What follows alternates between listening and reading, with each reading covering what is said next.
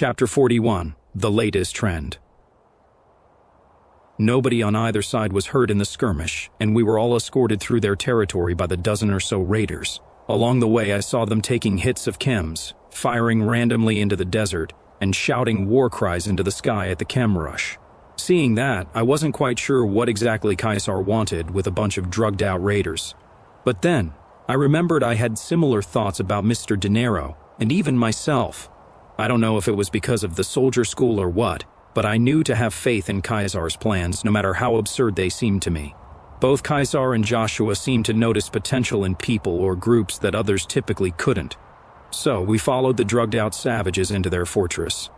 The dust storm began to slowly subside, and we entered the pre-war town of Cave Creek that was now a haven for desperados. Following the main road, we passed buildings occupied by the atomic stalkers staring us down. The men generally wore old armored biker gear, and nearly all of them were carrying some kind of rifle, handgun, or blunt instrument for killing.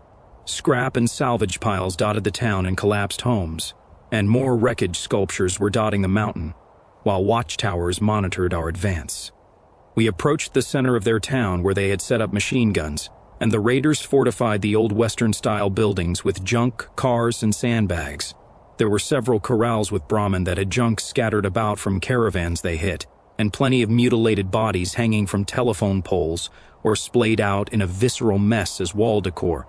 The raiders halted us at the center of town in front of a place with a faded sign saying, "Jason's Biker Bar." Dozens of armed atomic stalkers watched us as the blue mohawked man said, "Head on in, boys. Boss is waiting." I thanked him, disregarded his spit in front of my path, and opened the door for my legionaries while I took the moment to read Caesar's note. I unfolded the note to read it.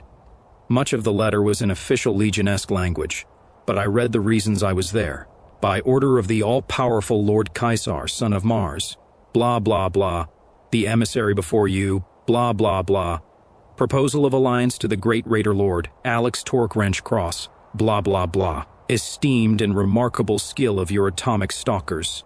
From the 2,258 raid on the Winslow Plain to the blah blah blah, the mighty Lord Caesar requires the use of your warriors' expertise in explosives, subterfuge, infiltration, assassination, blah blah blah, for the destruction of our mutual enemy, Phoenix and Scottsdale, blah blah blah. Below is what our esteemed and most, blah blah blah requires. Infiltration into the Phoenix populace. Assassinations of the Scottsdale and Phoenix elite guard, implementation of explosives at key defensive positions along the Phoenix wall. There was more to the letter, but I got the gist. The rest went on about other assignments to supplement where the Legion was weak, how to keep in contact, etc. It also closed by saying that another Frumentarius would arrive to coordinate the specifics of the operation. Just like Mark said, I was only really there to get the raider boss to agree with the proposal. So, I entered Jason's Biker Bar full of Legion confidence, but praying I wouldn't end the day by getting beheaded. I stepped inside the bar following my men and saw there were many more atomic stalkers at different tables staring at us intently.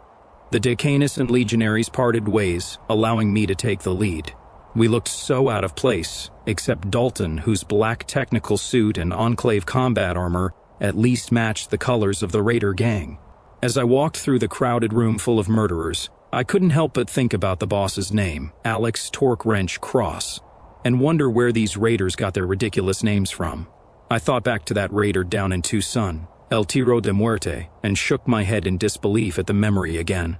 At the far end of the old bar was a long table filled with atomic stalkers, and at the head of it was the man I was looking for. The raider boss reclined back in his throne wearing a chain around his head, a prim and full goatee, shaved head with an old motorcycle company logo tattooed on top, and several steel medallions. The man watched us silently as the rest of the room quieted down. Every eye in the room was on us, and even the topless waitresses studied our every move in hopes of some violence. I stood at the foot of the long table, studying the silent raider boss on the opposite end, and the whole building fell quiet as the grave.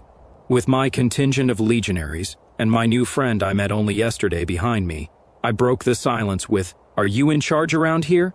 The raider's menacing gaze turned into a sinister grin as he answered, "Am I, Alex Torque-Wrench Cross? You bet your fucking ass I am. Ha ha ha." All his people laughed. hoping to appease and add to their leader's tone, and he asked in typical raider fashion, "Who the fuck are you and why should I give a shit?" I said authoritatively, "I come on behalf of Lord Caesar." Alex Cross said, "Is that so? I guess that explains all the goons in skirts and sporting gear, haha. What the fuck does Caesar want? We've dealt with his fucks before. So, spill it, shithead." I wasn't frustrated by the raiders' tone. From the few interaction I had with raiders, their incessant swearing and insults were just tough talk. I had my mission, so I said, "Caesar wants you and your atomic stalkers as an ally for his upcoming assault on Phoenix." The raider boss clearly didn't expect the meeting to be about something so big, so I was met with momentary silence. After a minute of thought, Alex Cross said, "So, the fucker's gonna take Phoenix, huh? That's a hell of a stunt he's trying to pull. He's gonna need much more than our help. Heard he took Havasu a few weeks back, but why the fuck he need us? Ain't he got an army of sun worshippers or some shit?" I tossed the nearest goon that letter from Caesar and motioned for him to pass it down the table to Alex Cross. As the letter went from hand to hand, I elaborated on the demands. Caesar is mobilizing his armies as we speak and is going to conduct an all-out assault. He needs agents excellent in infiltration to sabotage the city from the inside. He isn't looking for a battle. He is looking for a complete slaughter. Our Lord believes you are the perfect people for the job. Before opening the letter, he said, "Yeah, we got the know-hows to do all sorts of damage to those fucks over in Phoenix if we absolutely had to." Then he paused for a moment to briefly read the document. Giving it a once-over, he shouted, "What the fuck does all this gibberish even mean?" He read more before saying, "Okay, I see what your boss wants." He looked at me across the table with a menacing gaze and said, "We can do all this shit no problem given the right planning and motivation. However, I don't think I feel like possibly killing off all my boys here just so some whack job can play Ancient Emperor. Ha ha ha." All his raiders joined their boss in the laugh again, and Alex Cross looked ready to forcibly remove us. My mind was looking for the nearest door to run out of, but my body stood there solid and focused on the boss. The Legion mind that I somehow acquired spoke for me again, and the words poured from my mouth. "Caesar will take Phoenix with or without your help. The question is, do you want to be on his good side afterwards?" All laughter immediately stopped, and the whole room was quiet again. After a few moments signifying our imminent demise, Alex Cross stood from his raider throne holding his fists so tightly that his hands seemed ready to devour themselves. He asked in a calm but murderous tone, "Are you threatening me, boy?" I again don't know where the words came from. Locking eyes with the man across the table, I responded sternly and directly to the raider boss. "That depends. Would you like to decorate a Legion cross? Leaders watching their people burn to death from atop of one happens to be the latest trend for those who oppose my lord." What ensued was again utter silence. I wondered what my legionaries in Dalton were thinking in those moments as I continued to lock eyes with the boss. The inside of my mind wished I had a face covering like the legionaries, but apparently my facial expressions never showed what I was actually feeling. Complete and total terror. Still looking ready to eat me alive at any second, Alex Cross broke the silence with the shout of a demon from the depths of hell. "You have some fucking balls, motherfucker!" Rolling into my town, demanding my help, and threatening me, Alex Torque Wrench motherfucking Cross, and in front of my own men? Just then, he erupted into complete hysteria. I wondered if he thought what I said was funny, pathetic, insulting, or what. And I'm not sure if his own men knew what he was planning amidst their confused and shifting laughter. However, his maniacal laughter was explained when he continued, "I like the way this Caesar guy rides. Ha ha ha. All his other emissaries tried telling about duty serving Mars and other fucking bullshit. Tell you what, I'll do it." I gave a mental sigh of relief and went to say something, but he went on. "But don't you for 1 second think that this is because we're scared of your jack-off emperor shitstick. We respect the game he's trying to play, and I'd love to see those fucks in Phoenix and especially Scottsdale burn." Still semi-terrified in my mind, I simply said, "Excellent. Caesar recognizes talent, and allies of him do not go unrewarded. I will give word for Caesar's Frumentarius to give specifics on the plan and ensure you all are prepared for the assault. He will be better able to coordinate with you and tell you what Caesar needs from your people." Alex Cross grinned. Good to hear our talks came to a civil end. We better get some kind of reward for this. We're taking on a big risk helping to destroy Phoenix. As things obviously eased down, I grinned and said, I assure you, you will be compensated fairly for your services to my lord. Before leaving, I told Alex Cross that I was leaving my legionaries at Cave Creek, and that this would be the force to monitor day-to-day Legion operations. I also assured him that I would get the Legion agent posted here as soon as possible to detail what Caesar needs. With practically no protest from the raiders, I disbanded my legionaries to take up residence in Atomic Stalker territory and await further instruction.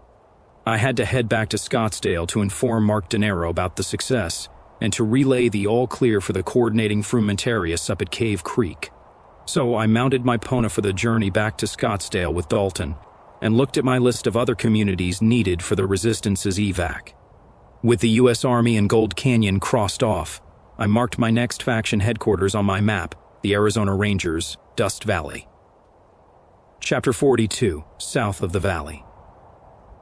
We traveled the road south for a while before we left the Atomic Stalker territory. Their lands were right on the edge of the ruins. Between them and Scottsdale was nothing but hollow ruins, sun-scorched road, and open sands blanketing the path. I was very thankful to Mark for giving me the Pona. Otherwise, I probably would have still been walking to Gold Canyon, and maybe would have died along the way to some hungry creature. The ride to the gate of Scottsdale was very quick, only taking about 2 hours after we left the raiders' territory. We encountered some caravan traffic where I traded some electrical components I scavenged from the old mine for some water. Upon arrival in Scottsdale, it wasn't long before we were back at the Bridgeton Towers and Mark's penthouse. There I told Mark the whole situation, and he praised me for a job well done. He promised he would have our mutual partners in the Legion send the other frumentarius to oversee operations there as soon as possible. After that, we rode out to the south around the city, heading for the Arizona Rangers station at Dust Valley. The route took us along the way I traveled to Gold Canyon, but then we reached the highway going to the town. I wasn't sure of this part of the Arizona wastes, but we took a road veering off to the south instead of east. There, we rode straight into the open desert between the Phoenix ruins and the town of Tucson. On the ride, I thought a lot about the situation with the Atomic Stalkers. I don't know where my tough talk came from, or how I got out of there with my head. The Decanus told me that the raiders beheaded the past couple agents to make contact with them, and was surprised that Alex Cross so easily took my threat of getting him crucified. Raiders aren't ones to take threats lightly, even when their death is at hand. So, I began wondering if Caesar intended for me to die due to my involvement in Sedona with the Resistance. However, I thought I had proven myself by being Mark's regular informant and helping take Havasu. I concluded that I was simply overthinking things, and my Legion brainwashing kicked in by saying the great Lord Caesar would never get me killed for my devotion. At that, I shook the thought out of my head, and realized I was heading into southern Arizona, the chaotic part of the wastes full of raiders, preppers, monsters, and where I held legend status. It seemed like it had been forever since I was in southern Arizona. I wondered if they still revered me for shooting that raider punk. Then I realized that though it had been a few years since that event, I had only been involved with the Legion and the Resistance for a couple months. More happened to me in the short time after Agua Caliente than everything I can remember from most of my life in California. However, the origin of my status in southern Arizona still baffled me. To this day, I still can't believe that the most notorious raider in southern Arizona set himself up to be shot in the head by a drifter and desert hermit running an odd job. The man known as the Death Shot in English approached us with only a little switchblade and felt his title alone was enough to get him whatever he wanted. I suppose he never counted on a drifter with ignorance about his reputation to be his end. In only a few short months, and what felt like years, I went from no-name drifter to hermit of the desert, to legendary gunslinger, to resistance agent, to Legion Decanus, to Legion Frumentarius, and then to resistance agent again. Everyone around me seemed to know where my loyalties were except for me. Everything I was doing during this time of my life was contradictory to everyone who knew me. There I was, running errands, gathering support for the evacuation, and at the same time, I was doing the work of Caesar's Frumentarii. At this point, I still wasn't entirely sure who I was, what I was doing, or who I was doing it for. After 3 days of travel from the Scottsdale gates, around Phoenix, past Gold Canyon, and into the southern wastes, Dalton and I made camp that third night and sat there in the desert. The lands south of Phoenix were notoriously infested with raiders, preppers, small tribes, and monsters. So, when the sun was long gone, we sat there in the cold of night without a fire to give away our position. Sometimes throughout the ride and during the dead of night, we would hear the crackle of gunfire, likely between a band of preppers and raiders. The roads from Tucson to Phoenix were far to the west, so we were all alone out in the wastes. On the endless ride through the sands and around bands of marauders, I had a lot of time to think about my new traveling companion. Dalton was usually very quiet on the back of my Pona and didn't talk too much when we made camp or stopped for rest. Up until the ride into southern Arizona, I had been too busy to really get to know the guy. All I really knew about him was that he was an Enclave deserter who supported the Legion. He still hadn't planted a knife in my back, and he seemed to admire me, so I considered him at least somewhat trustworthy. I figured by this point, if he wanted to harm me, he had plenty of chances to do it on our lonely trek south. On the third night in the cold and open wastes, my eyes shot open to the sound of footsteps and whispers in the brush south of us. I tapped Dalton awake and we grabbed our weapons. He whispered, "Do you think it's raiders?" I whispered back. "Maybe preppers, not sure." I saw a torch flickering and moving through the distant brush. The light appeared to be coming towards us. I aimed my shotgun at the light, ready to blast whoever it was, and suddenly heard a voice directly behind me say, "Don't do that, partner." It was still very dark out, and turning over, I could only see a shadowy figure in a wide-brimmed hat under the moonlight. I asked, "Who are you?" The figure kept a pistol aimed at me and lit a cigarette in the other hand. The faint glow of the old stale-smelling cigarette only showed a rugged and scarred face beneath an old cowboy hat. The man said, "I'll ask the questions. Where did you two come from?" Another voice whisper yelled softly, "We got a couple scavers over here." I said to the man, "We're agents of Swilling's resistance. Now, who are you?" As the other footsteps emerged from the brush and approached us, he said, "That's so. You fellas in a bad part of the desert. Hope you know that. What the hell is Jack doing sending a two-man team into southern AZ by your lonesome?" I asked again, "Who are you?" He said as the other shadows stood over us, "Arizona Rangers, subgroup of the Desert Rangers." I sighed. "Oh, thank God, I thought you might have been preppers." He took a drag from the cigarette and said, "Pleasure to meet you, I'm Deputy Smith. Preppers are crawling all over this area, and you're lucky it was us who found you. I'll ask again, what are a pair of Swillin's boys doing out here alone?" I said, "We were trying to find you guys. I've been sent on a separate assignment to contact your leader from Mr. Swilling himself." The deputy put out his cigarette and said curtly, "We don't have any time to waste then, follow us," while it's still dark out. Dalton and I sprung up and threw our stuff into our bags while the Rangers held a perimeter. Before I could mount my Pona, the deputy told me not to by saying that it was better to keep a low profile on the move, so I led the beast with us as we walked south. There were several instances where we had to stop and let a group of preppers or raiders pass. They roamed in large packs down south that could easily overwhelm me, Dalton, and the 7 Rangers with us. As the sun began to rise, our path was clearer, and Deputy Smith said we were almost there. A little over a mile away, I could see a concrete structure surrounded by a barbed wire fence and 2 watchtowers. Chapter 43, Texas Red is Long Dead. With the light of day calming the surrounding desert, we entered their compound. The large concrete structure was an abandoned missile silo that had 4 automated turrets on each of the corners. Several guards walked the perimeter or stood by the doors, and the Rangers in the watchtowers scanned the surrounding desert. With the sun peeking over the mountains, I was able to study the Arizona Rangers. Each one, including Deputy Smith and his band, wore some kind of makeshift leather and metal armor. Most wore long dusters over their wasteland gear, a tattered traditional cowboy hat, and a dull copper badge signifying their allegiance. The deputy talked with the door guards for a second, and the doors slowly slid open to an echoing hydraulic creak. We followed the team of Rangers through the entrance, another set of heavy steel doors, and stepped onto an elevated platform that took us into the heart of the nuclear complex. When the elevator gate opened, we were at the bottom of a giant open complex with one enormous shaft in the center for launching missiles. 4 vacant shafts lined the back wall for auxiliary missiles, showing that the old soldiers once stationed here managed to launch all of their missiles as the world ended outside. all save for one missile that rested on a long cart on rails in a short tunnel to a different part of the underground base. We proceeded forward with the team, and looking around, I saw dozens of other rangers all on different levels of the complex.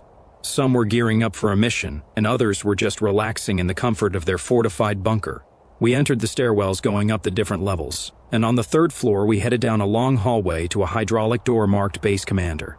Deputy Smith opened a steel door, and inside was a very large bearded man sitting at the desk smoking a cigar. The large man saw us enter, frantically took his feet off the desk, and started stacking papers in an obvious effort to look more professional before saying, "Welcome back, Dep." He noticed me and Dalton and said, "Who'd you bring me, Smith?" The old sheriff squinted at me, and his expression turned to shock as he blurted out, "The savior of Tucson? What are you doing here? Good to meet you. Come to join the Rangers with your buddy?" Deputy Smith said, "These are two of Swilling's agents we picked up from the desert. Apparently they need to speak with you," the sheriff said. "Of course the legendary hero of Tucson is with the underground righteous hammer of Phoenix and the civilized valley. Ha ha ha." I couldn't help but laugh at being acknowledged in that way and said, "It's not like that, ha ha. But it's good to know people still look up to me down here. I do come on behalf of Mr. Swilling, though," the man said. Okay. Mr. Swilling needs the Rangers again? What for? Another raid on a mutant stronghold?" He suddenly stopped himself and gave an introduction before continuing. "Well, if you don't know who I am, I'm Sheriff Clarkson, commander of this detachment of the Desert Rangers. One of Swilling's boys came here a couple weeks ago, and I sent some of my fellas here to take the mutant stronghold at that old ghost town, Tatmamoli, a few miles west of here. You know, I would have gone myself, but communications around here been shit. So, I gotta sit here all day relaying team transmissions and updating status reports for our brothers up in Nevada and Utah if we finally establish comms. Someday we're gonna link up with the other Desert Rangers. But I got my goddamned hands somewhat full on the local airwaves and chaos out here. I lose at least one team a month and gotta recruit down in Tucson. But most hired guns don't know shit about survival and ask for funds we don't have. You or any of Swilling's boys ever come across a deep-range transmitter? I know those were an experimental thing worked on by some big rocket company back in the day, but there's plenty of old Air Force installations across the Southwest. You ever been to Bloomfield Space Center? I hear that place is. Oh, do you know where we can get an old AMDX PLC emergency communications dish? Either of those could help us reach the Desert Rangers HQ. You see, we're pretty isolated here in southern Arizona, and I never really liked holing up here in this base no matter how secure it is. Who the hell decided to build a missile base in the middle of Picacho Peak State Park? I said quickly during the pause. "Pleasure to meet you, Sheriff Clarkson. I come to you purely asking for your Rangers' assistance in helping the people of Phoenix evacuate." He looked confused for a brief moment and shouted, "What? What's going on up in Phoenix? I know we've been in the dark a bit. One time, cholera infected most of Phoenix, and we helped some of them get to a quarantine zone we set up. Is it like that? I don't know if we can help you there. I can't have my boys getting sick. We have our hands full here securing the waste against the preppers, raiders, and mutants for the caravans out of Tucson. You know, one time I was helping Mr. Swilling's boys personally when we got into a shit show about a... I didn't know the sheriff was so chatty, so I interrupted. It's the Legion, sir. Havasu fell a few weeks back, and Kaisar is gearing up for an all-out assault to take Phoenix. Only thing is he doesn't want a battle, he wants a slaughter. That is why Swilling is trying to get as many people as he can out of the city when the fighting starts. He looked very concerned and thought long and hard for a moment. He watched both me and Dalton intently during that time and asked with a hint of despair, "So, Kaisar is trying to wipe out Phoenix?" I knew he was expanding, but as I mentioned, there's been a bit of a communications problem. Everything I hear is from my team's local radio relays or word of mouth, like, "What?" The sheriff interrupted his own thought train with a psychotic outburst. "God, I haven't left this damn silo in months. I can feel the old ghosts here talking to me."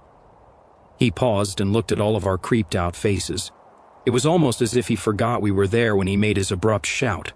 I figured the guy liked to talk, but I didn't think that he was getting cabin fever until that random bout of craziness in the middle of his talk.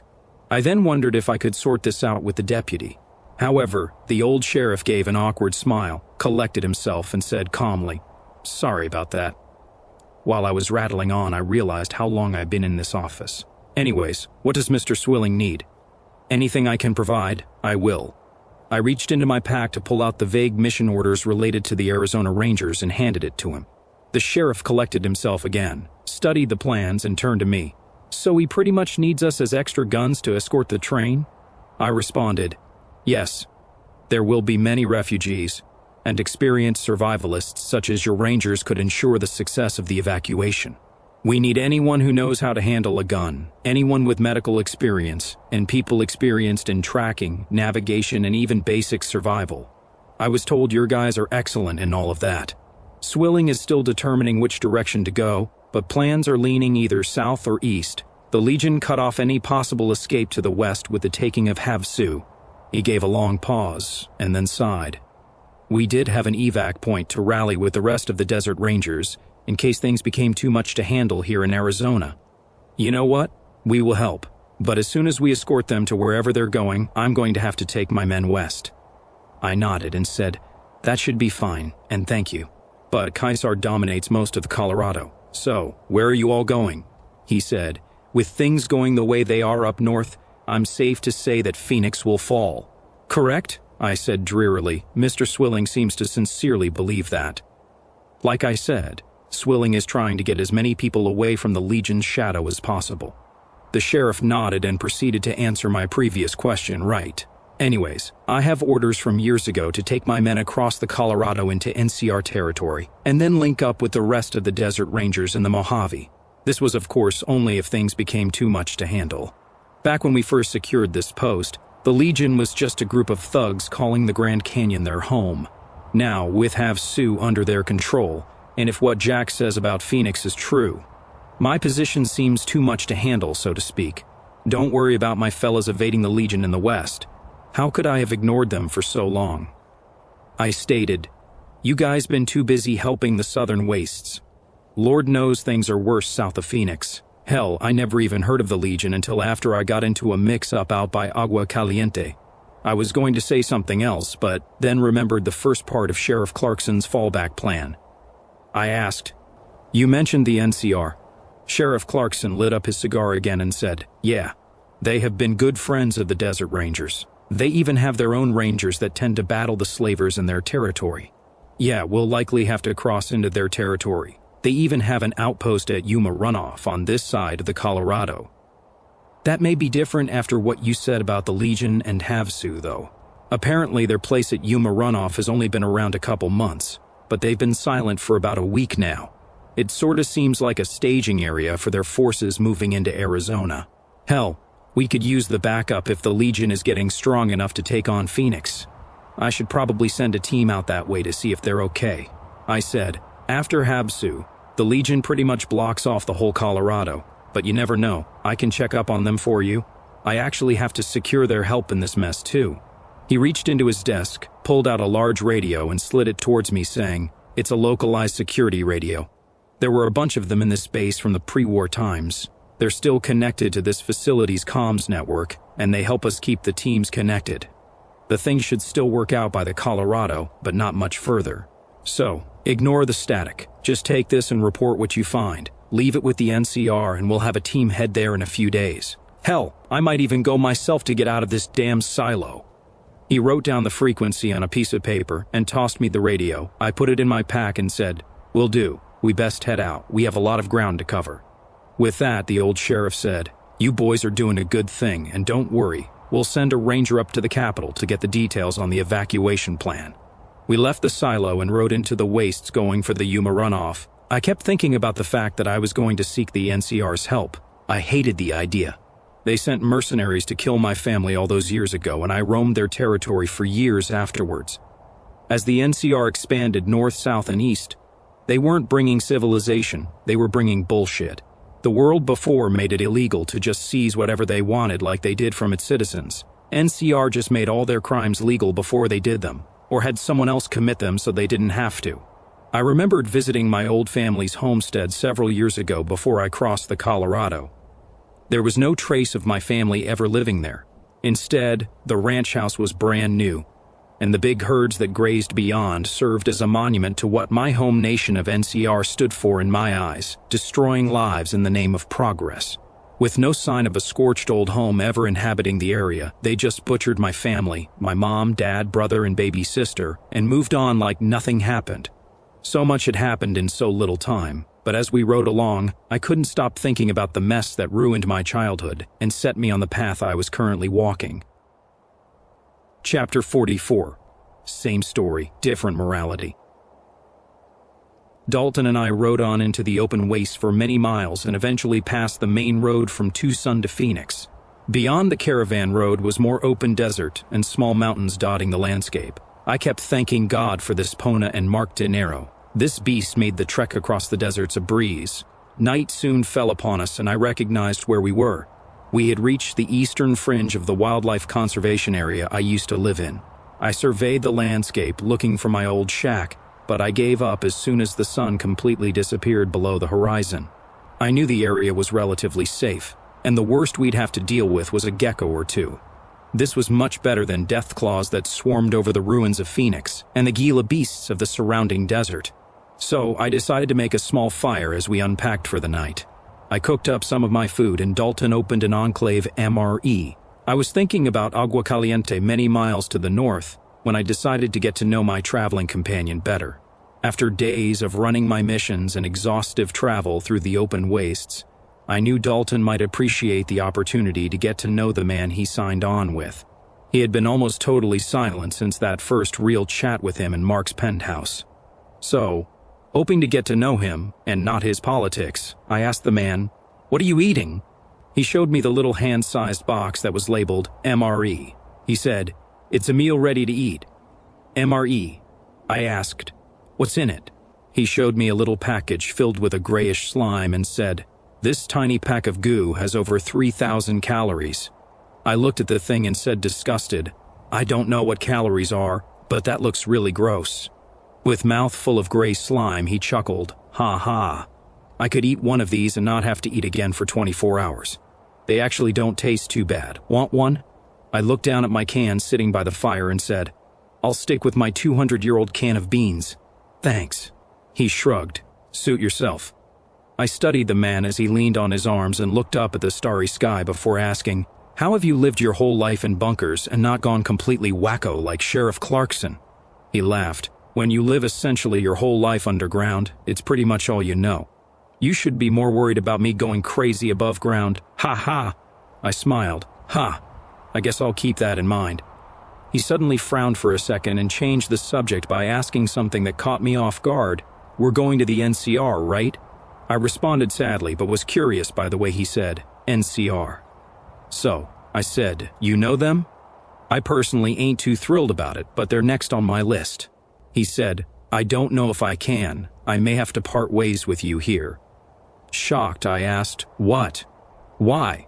Flicking the tiny MRE box into the darkness, he emotionlessly said, "I don't know if you know your Enclave history, but I fucking hate the NCR." I remained silent before he asked, "You ever heard of Navarro?" I took a moment to recall that name and said, "Yeah, Captain Taylor back at the Lost Dutchman's mine told me you guys moved out to Arizona sometime after Navarro fell." He gave a stretch, cracked his neck and said, "I think it's about time I told you a bit more about me."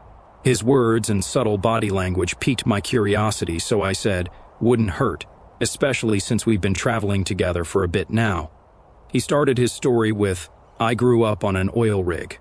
Seeing my immediate confusion, he added, "An oil rig is a giant platform in the middle of the ocean used to drill for oil. This one, however, was outfitted to be a secret military fallout shelter for the US government to escape the bombs that destroyed the world almost 200 years ago.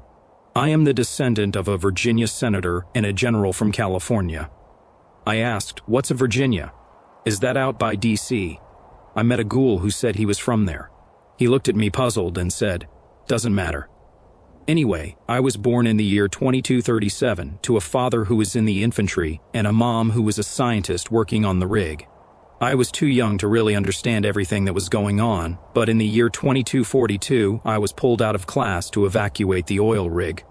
I didn't know at the time, but I guess some tribal from the mainland infiltrated the rig with a fucking tanker ship and sabotaged our reactor.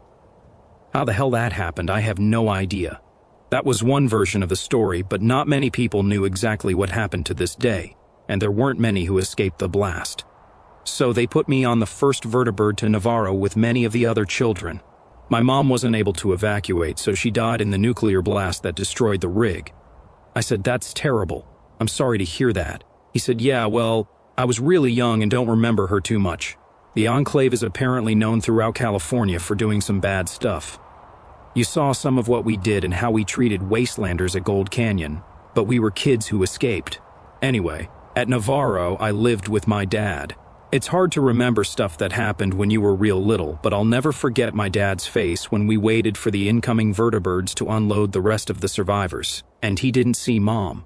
After a few years, Navarro was overcrowded with people, as the war with the NCR was going strong. But, in 2245, there was word that our acting commander at the time, Colonel Autumn Sr., got orders from a new president on the East Coast.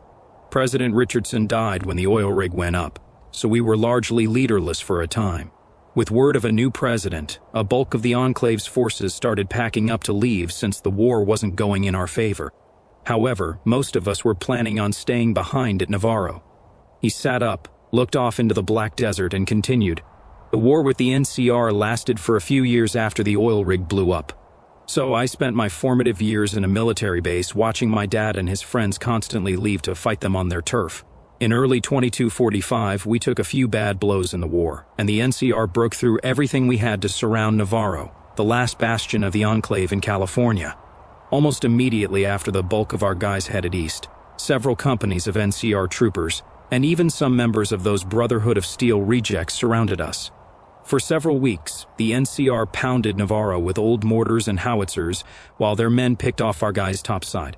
I was in the underground as soon as the bombardment started, but soon enough, it was time for my father and his men to take the fight to them. It was a suicide mission. Before he gathered his men for the assault, he took me to an uninhabited part of the base where they used to experiment on deathclaws and showed me the way out. He told me, "When you reach the exit, run as fast as you can for as long as you can. I love you, son." That was the last thing he ever said to me. I sat quietly by the fire for several minutes reflecting on his story. I eventually said plainly, "I don't know what to say, man." He glanced at me and then back into the fire. "No words necessary. Just thought you'd like to know a bit more about who you were traveling with." Still thinking about his story, I asked curiously what happened next. He continued on, "Next, I used that escape hatch, and it ended with me deep behind the NCR's lines. So I followed Dad's advice and ran for as long as I could, hearing NCR troops shouting at me to stop. It was only a minute or so after I used the escape hatch that I heard the attack start. I still ran, knowing all the while that my dad was almost 100% dead. I ended up running blindly into the wilderness away from the constant thunder of NCR howitzers. Eventually, I encountered some Enclave soldiers who were on patrol when the siege started and got cut off from Navarro. They secured a fallback point in the mountains and took me there. I only wish I brought my friend with me, the little kid from the Gannon family. Poor kid probably died somewhere in the final assault. So, it was 24 experienced Enclave troopers, 4 vertibirds, and a young little me at the mountain fallback point. We stayed there for a week or two until the artillery fell silent. Navarro had fallen. Shortly thereafter, we flew around California, from bunker to bunker, and after a couple of years of living off scraps and weather stations dotting the Rocky Mountains, we headed south to Arizona and ended up at Bloomfield Space Center. I briefly interrupted him by saying, "That's one of the locations I have to go to." He glanced back at me, gave a grin, and said, "Yeah, I saw your list a couple of nights ago when you passed out." I was about to say something when he continued. Anyhow, we stayed at that base for a few years just getting by and found documents of an old Enclave project there that was supposed to help take humanity into the stars. However, the program was canceled to budget concerns before the bombs fell. There was also another secret project going on there. But soon enough, we picked up encrypted SATCOM transmissions to Enclave troopers across the U.S. about the president on the East Coast. I was too young to really remember President Richardson, but when the major heard the words of President John Henry Eden of Kentucky, we all got ready to fly to the coordinates. Flying east, our vertibirds were essentially falling apart, so we landed at the Lost Dutchman's mine or Bunker Sigma. I said, "And that brings us to now. You never stopped hating the NCR for destroying Navarro, right?" He looked up from the flame again. Mom and the rig were gone. They just had to take Navarro and Dad away. I know blaming whole nations for military actions is for beatniks and communists, but that whole fucking country destroyed my family and the last trace of America left in this part of the world. As if we wouldn't have agreed to some kind of terms as they pounded Navarro and the last of us. We later even picked up that their rangers were tasked to hunt down those remnants who integrated. Civilian? Soldier? Didn't matter. If you were a human being who was under the banner of the Enclave at any point in your life, you're an enemy of humanity in NCR's eyes. So yeah, I don't exactly care for them. Don't get me wrong, I understand war. I grew up watching people I considered family leave to defend against the NCR, and the Enclave did some bad things in California. However, after the rig was destroyed, and the following years of nonstop war, Navarro was the last of us. We were done. We weren't like a threat anymore. But that didn't matter to them. I took a moment to really picture everything he went through as a kid in my head. I looked back at the man who was still awaiting some kind of response and said, you know, I have my own reasons for hating the Republic too. He had learned through idle chat that I was from California as well, so he asked curiously, why's that? I thought about those moments that shaped my future so long ago and told him I was born during the Republic's expansion north. They had already annexed the hub, a large trading town many miles south of their capital long before I was born. Everyone enjoyed being under the NCR despite having to pay their taxes and follow their rules more or less. But my mom, dad, brother, and baby sister lived on a ranch north of the hub and sold our goods to the town. One day, we were confronted by a representative from the NCR who worked for some big-shot ranching baron from Shady Sands. They wanted to buy up our farm, but the lands we had were very special to us. Generations of our family lived there and worked in that little spot in the waste. Once Dad refused to sell, they refused to leave us alone. Weeks went by and we kept getting harassed by the ranchers who tried to get us off our home. But one day, they stopped. A month went by and we hadn't heard anything from them. Then, one day out of the blue, and just as it was getting dark, they attacked. The NCR hired mercenaries to wipe us out for not selling. Dalton asked, "How do you know it wasn't raiders?" I said, "I'll get to that." They torched our house, gunning down my brother first and then the rest of my family. Even my baby sister. I still see it some nights. Not so much lately since I've been too busy running around the wastes. But I held my baby sister in my arms as the fire burned our home and I watched her die. He was quiet for a moment. I started seeing the pictures in my head again, and a tear began to surface when Dalton asked, "How did you survive?" I shook the thoughts out of my head and continued. I was cleaning the outhouse, and just got done when the first shots rang out.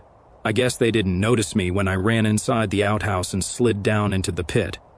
I sat there curled up in a pit full of embers and literal shit, only able to listen as my family got murdered. With another tear starting to form in my eye and a slight laugh, I said, "Last thing my dad ever said to me was, 'Go burn the outhouse, boy, shitter's full.'" Dalton let out a faint laugh and asked what happened next.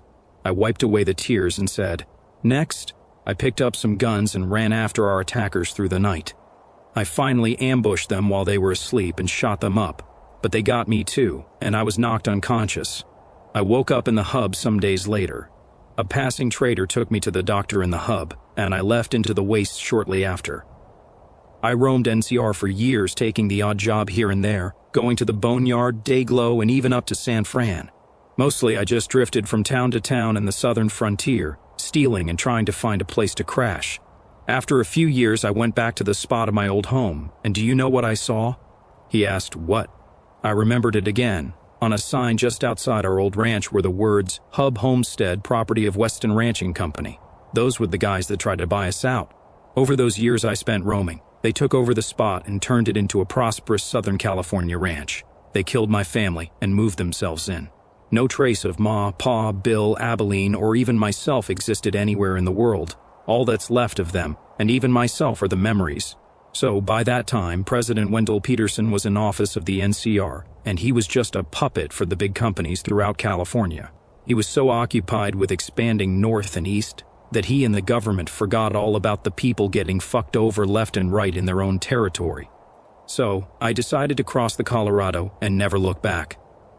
After some time doing practically nothing here in the wildlife preserve, I went to Tucson and made a name for myself there. I was helping to guard a caravan for some extra caps or supplies when a raider approached us, and I blasted him. Turned out he was some big-time raider from Mexico, and when we got to Tucson, everyone called me their savior. Everyone in the southern Sonoran wastes thinks I'm some legendary gunslinger. That's how Sheriff Clarkson knew who I was, in case you were wondering. But after another year or two, I got into some trouble with the preppers at Agua Caliente and was picked up by a member of Jack Swilling's resistance. They took me in after saving me from a Phoenix jail cell, and that pretty much brings us to now. He asked, "What got you involved with the Legion? Just curious?" I started feeling tired and shrugged, saying, "Stupid dumb luck. I was running a mission with the Resistance a while back and saved this guy from the gallows at a prepper fortress called Hallow Wicks. Nobody in the Resistance recognized the hanged man, but the guy happened to be the commanding general of all of Caesar's forces. A short time later, I was practically abducted by Marcus Dinero of Scottsdale, placed before Caesar, and helped them take Havasu. Caesar needed an agent in Phoenix after he took Havasu, so he thought, who better than his newest frumentarius?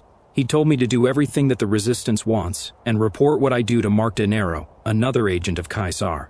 He sat there wowed for a minute and said, "You really do have quite a story." I said, "The same could easily be said for you." Then he added, "So, you never stopped hating the NCR for what they did, right?" I gave a slight nod but said, "Yes. But it's been so long, and I crossed the Colorado in 2257 saying I'd never look back. All of them, everyone who screwed me over, and my life in California, is all behind me." He interrupted, "But they followed you into Arizona."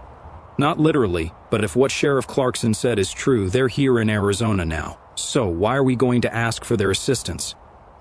I never really considered that until he said it. Dalton was right. The Resistance and Arizona Rangers knew that the NCR set up an outpost on Arizona soil during the brief time I was away. "And so close to my old hermit shack, too?" "No," I responded to Dalton's question rationally. "I'm going to ask them for help because that is what the Resistance wants from me. As well as Caesar, coincidentally." He asked, "But the Resistance doesn't know about what they did to you, right?" I remembered my first talk with Jack Swilling where he inferred that Arizona wasn't the safest land I've been to. I began seriously wondering if they watched me cross the Colorado way back then, and if they were familiar with the nation across the river. However, I shook the swarm of questions out of my brain and said, "I left California a long time ago, and when I did, I left my past behind too. All the Resistance knows is that I'm the Raider Slayer of Tucson and a former desert hermit. I guess Drifter too, since that's what everyone calls me. My actual name is—" Dalton interrupted. "You know, I thought about killing anyone that calls themselves NCR for a long time, but the Enclave has always been on the run. For years, ever since they destroyed all that was left of my family and America at Navarro, they have gone unpunished. All the Enclave survivors ever did was just want to go east." I asked, "What are you getting at?" He said, "That's sort of one of the other reasons I stayed behind when they left Bunker Sigma or the mine. I was too young to wreak havoc back then. But I'm all grown up now, and you just told me that you had reasons for killing anyone that calls themselves a member of the Republic." I sat there and thought for a while. Then he said, "You could show them no mercy, just like they did your family." I suddenly had the image of myself in third person. I sat there by the campfire in the middle of the Black Desert and didn't see Dalton. Looking closer at myself, I heard the words he just told me, and then saw them come from a miniature version of himself perched on my shoulder. Not sure why my mind conjured up that image. I looked at my other shoulder to see Doc Martin, Bailey, Sykes, Brutus, and Mr. Swilling standing together. However, there was a sixth person hidden amongst them. It was Mr. Dinero. All of them were silent, but Mr. Dinero was the only one grinning on that side with his signature smile. I shook the image out of my head, realizing I was probably just exhausted. I brought myself back to the present where I heard Dalton's suggestion. I wasn't entirely sure what Dalton was proposing exactly. I finally said through the lingering thought, "We'll see what happens." He smiled. "That's all I ask." We went to sleep that night and I thought about what he was saying. I wasn't sure what kind of presence the NCR had at Yuma Runoff, but I knew that Yuma Runoff was a waste treatment plant north of the town of Yuma. I guess it was now an outpost for NCR expeditionary units according to my intel from the Resistance and word from Sheriff Clarkson. I sat there in the cool night and considered everything he said during our chat and how it related to my own history. I thought about the Resistance sympathizing with the NCR and what they stood for. I know it was a long time ago that I was ever in NCR territory, but many people even in their territory hated them. They brought civilization, but at the price of ridiculous taxes, laws, and of course murder to anyone who stood in their way. I have battled for years with the idea that it was Weston's guys that did it, not the NCR. However, I did know that Roger Weston was on the NCR's council, and that his enormous brand had a large influence on the NCR government as a whole. Then I thought, how's the Legion any better? My Legion brain jumped in by saying, at least the Legion's upfront and honest about all their awfulness. That part of my brain completely disregarded people like Mark De Niro, Decanus Roblasius, Dalton, and even myself for what I was doing. But that didn't matter as my thoughts continued. I recalled what happened at Havasu both during and after the battle as I lay there. I saw the faces of those I killed in Havasu, even the ones covered by masks. I knew who they were, and their faces hovered over me in the night sky. All those faces stared at me expressionless for a long time until they faded away. As the faces of those butchered by my hands disappeared into the darkness, a new face emerged. That one was the sweet face of little Abilene crying and crying as her face got whiter and whiter. Her eyes faded white again, but the tears still stained her cheeks atop the smudged and dried blood. I then floated into a dreamless sleep. Chapter 45. Who Needs Him Anyway? The next morning, Dalton and I rode off towards the location of Yuma runoff, where I knew what I was going to do. We accidentally went too far south towards the actual town of Yuma, and I remember when I initially came to Arizona, I met with the Devil Dogs tribe who inhabited the town and old military base there, and I often traded with them in my days at the wildlife preserve. The Devil Dogs did a lot of trading with Tucson, but their biggest customers were roving scavers, preppers, and even myself. They combated raiders and sometimes the occasional caravan, keeping the immediate area around Yuma relatively safe if you knew them, but they didn't typically like new faces. I wondered how the Devil Dogs reacted to the NCR force establishing itself so close to their territory, and thought of how vicious they were in battle. They were known for their signature battle cry of, "Hoorah!" I chalked that up to tribal gobbledygook, because whenever I encountered them, I noticed their English was near gibberish with repeated acronyms and constant swear words. This made their speech almost nonsense to anyone who wasn't one of them. They let me pass through their territory because I was a local, but I tried to interact with them as infrequently as possible. Anyway, heading north, we reached the sun-crumbled pre-war road to Yuma runoff. When I saw that first flag of the two-headed bear, I saw only red. Kicking open the gate to their outpost, I noticed that there was absolutely nobody stopping us from entering the compound. The buildings were smoking, and corpses of NCR troopers in tan or brown uniforms littered the surroundings while vultures fed on them. I was very surprised that I didn't notice the situation miles away as I looked at the black smoke of the flames pouring into the sky. Dalton and I looked around the open encampment, weapons drawn. Not a soul was anywhere to be seen. The place was clearly in a catastrophic fight only several days ago based on the decomposition of the many corpses. We walked across the compound, stepping over the bodies and through the blood-stained sands. Still, nobody made it out from the looks of things. We went down by the runoff pipes to the Colorado, where we saw a barge that was likely used to ferry troops and supplies across the river. The giant steel barge was still ablaze on the other end, floating gently against the western dock. Past the barge on the other side was another military-style compound showing the same situation. Fires burned, smoke rose, and more vultures circled above the ruined structures. Looking out towards the west side of the river, Dalton said the obvious. Looks like someone got to them before us. I looked over the edge of the railing against the river, and my eye happened to catch a glimpse of a small dirt path leading to one of the pipes. Curiosity got the better of me. So, following the railing, it led to a clearing downward towards the dirt path. With Dalton covering me, we approached the large pipe, and the path merged with the water. There was a large steel grate half-opened leading into pitch blackness. We entered the pipe with weapons at the ready. The darkness of the pipe was too much, so Dalton led the way by turning on his helmet flashlight. He illuminated our way forward. We followed the pipe around to the right, and then straight for almost 100 yards. After walking into the endless black, we saw a faint light coming out of a break in the right side of the pipe. We approached the opening with caution but whipped around the edge and emerged into a large room lit only by industrial lights and lanterns that were still barely burning. I looked around the giant room, seeing control panels and terminals still lit up and flickering. Papers and documents were scattered about, and shell casings covered the ground amongst the dead bodies of civilians with rats feeding on them. The rats scattered as I approached one of the bodies.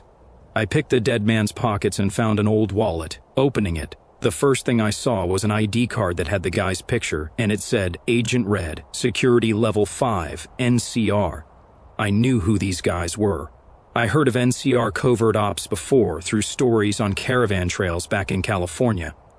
The covert ops were apparently spies of NCR operating in hostile lands. I remember hearing that their agents were responsible for revealing enemies of NCR up north, the annexation of Redding, and even something about taking down crime bosses in a place called New Reno. I couldn't believe it. We found a spy bunker under the Yuma runoff. I guess whoever destroyed the outpost here knew what they were doing. It was then that I really started to take in the gravity of the situation. Topside was close to 100 dead NCR soldiers, and where we stood was the final resting ground for elite NCR intelligence operatives. I began wondering who could have possibly done this without a single casualty. I thought it could have been the Devil Dogs or maybe the Legion, but there were no signs of them anywhere. Both groups are pretty well known to leave their mark wherever they go. My mind went to consider the Enclave, but when I did, I gave Dalton a look, and he immediately read my mind by saying out loud, "The Enclave would have left plasma goo and ash piles everywhere." Then he trailed off by looking around the place. The two of us turned the place upside down looking for some kind of responsible party. Whoever did this had the power to annihilate 100 soldiers, set fire to the place, and kill everyone in the spy bunker without taking any of the documents or leaving evidence. I was at a total loss. So, Dalton looked around through their sleeping quarters, and I tried to see if I could make any sense of the scattered documents. On a desk covered in blood-stained papers, I found a leather-bound book with mission documents protruding out of it. I looked over the papers and learned that this outpost was indeed a staging area for expansion into Arizona. Not anymore, apparently. I found scouting reports about the Legion detailing the fall of Havasu, and even a list of covert ops agents that visited Phoenix and attempted to contact Jack Swilling's resistance. It looked like some of the troopers here were in the stages of planning a march into the civilized valley to establish NCR presence. Apparently, the messages never got delivered since all the agents were killed by some catastrophic event. Reports confirmed that this was a fairly new outpost established around 2 months ago, and was made to relay information about the Sonoran wasteland back to California. I found that they were stockpiling all the info they could about the Sonoran wasteland before it could be exported back to Shady Sands. From what I gathered, it looked like NCR itself never got any of the covert ops' intelligence details. I found another report in the book about Fort Aradesh in southern Utah. The name, Fort Aradesh, was familiar to me. Several years ago, and back in California, I remember seeing posters in the southern frontier towns asking for all sorts of people to join an expedition into southern Utah. I remember thinking about trying to join, but later skipped out on it when I got run out of that particular town. Apparently, that expedition established a large fort in the area and was home to a couple hundred NCR citizens and soldiers. The mission reports by the covert ops detailed a brief history of the thing, as well as its strategic objective. The expedition was very controversial even at that time because the NCR's eastern frontiers barely stretched to the borders of Nevada. The NCR established Fort Aradesh over 100 miles east of the nearest border station, in what was essentially the middle of nowhere. The objective of the fort was to light a beacon of safety beyond the known wastes and bring NCR values to the tribes of the East. The NCR failed yet again because the next pages of the report were about the fort's fall several weeks ago around the time I was in Sedona. Legion swarmed the place and overran the garrison in the dead of night. Covert ops agents tracked down the few survivors who managed to integrate into the Utah tribes and referred to their old home as Fort Abandon. Detailed reports of its status showed the Legion was responsible, but survivors just thought it was raiders or hostile tribals. Nobody who survived knew that Kaiser was directly responsible for its fall. Nobody except those spies who crossed survivor accounts with what they knew of Legion-occupied northern Arizona. I suddenly felt a strange feeling when I realized where I was while the NCR's Fort Aradesh was getting razed. I was killing Kaiser's soldiers in Sedona and had the thought I should have been thanking him. NCR deserved everything they got, and the fire of the Legion grew inside of me at the thought of legionaries obliterating all traces of NCR in Utah. With those mission reports, NCR was still completely in the dark about the Legion and the Arizona situation altogether. I aimed to keep it that way. I pulled out my lighter and burned the mission documents in my hand. Dalton asked what I was doing, and I told him to burn every paper he saw. He gladly helped as we stacked NCR scouting reports by the hundreds and lit them ablaze within the bunker. I grabbed a sledgehammer out of the maintenance closet and smashed every terminal or computer I saw. With that, Dalton and I left the bunker while the smoke, fumes, and gases of the fire and sparking consoles grew thicker. When we reached the exit, I took out the radio and contacted the sheriff, telling him that the Yuma runoff was abandoned. On the edge of the Colorado, I threw that radio into the current and watched it sink under the black smoke of the NCR's destroyed future in Arizona. Dalton looked at me and asked, "What are you going to tell the resistance? Who needs them anyway?" Chapter 46. The Irradiated Mexican Drifter. The sun was just starting to set when we rode out back to the wildlife preserve to the north. After riding for a while, I actually found the old shack I used to live in. The shack itself had toppled over, and everything I used to own was gone. A few geckos and sand scorpions were wandering around the shack, but Dalton and I made short work of them, and I had fresh geckos to cook up at my old campfire that surprisingly still had the wood I left. I went over my own mission paperwork, feeling good about destroying the intel that NCR spies recovered. My next stop was the Bloomfield Space Center, a place my partner was very familiar with. My mission was, make sure the site is secure and mark any buildings for weapons or materials that could be used in the evacuation. This includes, but is not limited to, robots that could be reactivated, medical supplies, weapons, food stores, unusual tech, etc. The sun was almost completely below the mountains when suddenly, Dalton stood up and aimed his laser rifle at a figure heading our way. The figure appeared to be an injured man based on the way it staggered towards us. The two of us stood there with our guns aimed at the hobbling person, but they paid zero mind and kept moving. The person was only 50 feet away from us when I noticed the man had radiation scars all over his body. I silently watched as the ghoul approached when Dalton said, "Ghoul's probably feral. Want me to waste him?" I put my hand on his weapon for him to lower it and shouted from the distance, "You! Stop right there!" The lone ghoul stopped, noticed he wasn't alone, stood there hunched over for a few seconds and suddenly collapsed into the brush. I ran over to the ghoul while Dalton scanned the desert for a possible ambush. I approached the ghoul and noticed he was wearing a dark green jumpsuit with patchwork leather gear and trinkets stitched to it. The ghoul's pack pinned him to the ground, so I rolled the guy over, revealing a name tag on the old jumpsuit that said, Miguel.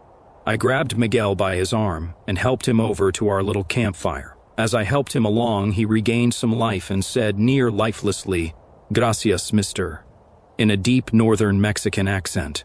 I set the ghoul down by our campfire and Dalton studied the creature, having never seen a ghoul up close. I asked Miguel, "What you doing out here, Miguel?"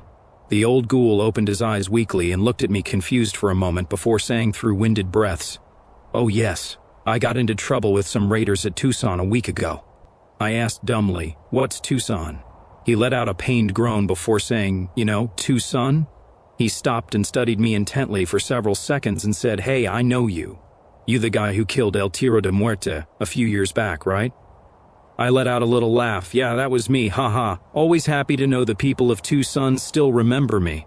Dalton looked at Miguel with a look of pure disgust, confusion, and blind hatred. I asked Miguel, "What happened to you?" His hands traced his body, and I noticed the somewhat fresh bullet holes and blood marks across his torso. He gave another agonizing groan and said, "Dirty Dave and his brothers showed up in Tucson, or as wasters say, Tucson." He winced at more pain and continued, "I sold them some ammunition, not wanting any trouble, but they started causing some at the brothel." What I remembered from my latest visit to Tucson kicked in, and I said, "Oh, yeah, I think I heard of that guy." He said windedly, "Yeah, that pinche prepper inbred turned raider in the Arizona Sun." I asked, "Did the Tucson guards or militia help at all?" He continued, "Nah, Dirty Dave paid them off, so I was the only one to help when they took someone." I gave an empathetic sort of sigh and said, "I know that story, bud. Ha ha. Heard it 100 times and been there myself. So I take it you tracked him down and shot him up?" He replied painfully, "See, But they got me good too. Killed them all and dragged me all the way back to Tucson. Nothing left for me there. Ran out of pain chems a few days ago. I said simply, one drifter to another. I know how that feels. I can give you a stim pack if you want. I think I have an extra one or two. He gave a painful nod and said, Gracias, amigo. That would help me out a lot. I fumbled in my pack and injected the ghoul with the stim pack. He tilted his head back on the rock, saying, Gracias. I responded cheerily, No problem, Miguel. Still leaning against the rock, he opened his eyes and said, My name isn't actually. Never mind. I shrugged that off and asked, Okay, where are you headed? If not back to Tucson. He turned his head towards the open desert. Don't know yet. I feel these old bones losing it, though. Doesn't help being shot a bunch of times, too. I said, Well, feel free to rest up here at my shack. I used to live out here all by myself. The ghoul gave a grin and said, No kidding? And thank you. Hard to think the legendary gunslinger of Tucson lived in a rundown old shack. I said, No problem. It's been looted since I have been away for a while, but the area is still pretty safe from the raiders and creatures out here. I guess people assume there ain't nothing out here to the Colorado. He said, Find a shack away from the world? Not too bad an idea, Drifter. With that, the old ghoul passed out to rest, and Dalton and I were talking by the campfire. Miguel, or not Miguel, was fast asleep as evidenced by the loud snoring when Dalton said, Should have wasted the zombie bastard. Put him out of his misery. I leaned back. No need for that, pal. Ghouls are just like you and I for the most part. Plus, that guy gunned down a gang of thugs by himself. Most ghouls can't say they've done anything of that sort, let alone people in general. Dalton looked off. Whatever. Thing's still a disgusting monster. I'm going to crash, and hopefully that thing doesn't try to eat us in our sleep. I smiled into the fire and said, I'm sure we'll be fine. Then, I tilted my head back and went to sleep. In the morning, I woke up and noticed Miguel/not Miguel was gone. There was a folded piece of paper where he was that said, Headed north, then west. Gracias, amigo. Dalton and I packed up our stuff, stamped out the embers of the fire, and rode north into the Legion-occupied territory along the Colorado. I didn't see the old ghoul, but he did say he was heading into the north first, and I wondered how the Legion viewed ghouls. Legion expansion was now almost encircling the Phoenix area, minus the southern wastes around Tucson to Phoenix. None of that mattered because we had 2 more stops on our list of errands for the Resistance. Chapter 47, The Shining Monument. Dalton knew where Bloomfield was, and I had a rough sketch of where it was supposed to be on my map. Bloomfield was known fairly well by most caravans and desert tribals as a place to avoid. I never got an explanation as to why it was avoided, but I figured it had something to do with the Enclave staying there. Based on what Dalton told me and what happened at Gold Canyon, I've found that the Enclave was pretty well known for vaporizing anyone that they encountered. Heading around Agua Caliente, we rounded another mountain to the north where we approached the flat desert between Hollow Wicks and Agua Caliente. We rode on for hours until the sun was high above, and the desert was lifeless. Atop a large sand dune, we stopped to take a collective breath when I saw a bunch of figures moving in the distance. From where we were, it looked like a Legion column, or maybe a long caravan. We approached slowly, and saw many figures emerge from the sands. The sound of gunshots soon followed and echoed for miles in all directions. It had to be a caravan attack. No Arizona raiders were stupid enough to attack a Legion column. We dismounted and watched from the distance as the seemingly organized raiders butchered every last member of the trading gang.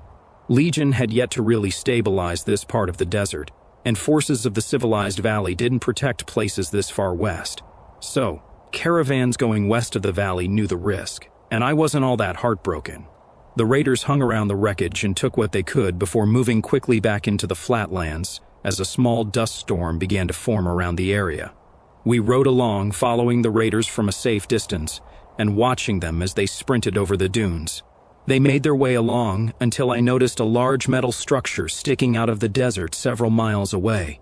The metal structure jutted up from a large facility half covered by the sands and nestled in the foot of a mountain. Dalton pointed out at the faraway structure and said, "See that? That's Bloomfield Space Center. My map says we're on the road straight to it." Getting closer, there was a small stream of half-buried cars lining the desert to the structure and hiding the road in wind, sun, and time. Dalton said that the large structure was a pre-war spaceship, and I looked over the facility in awe as we drew nearer.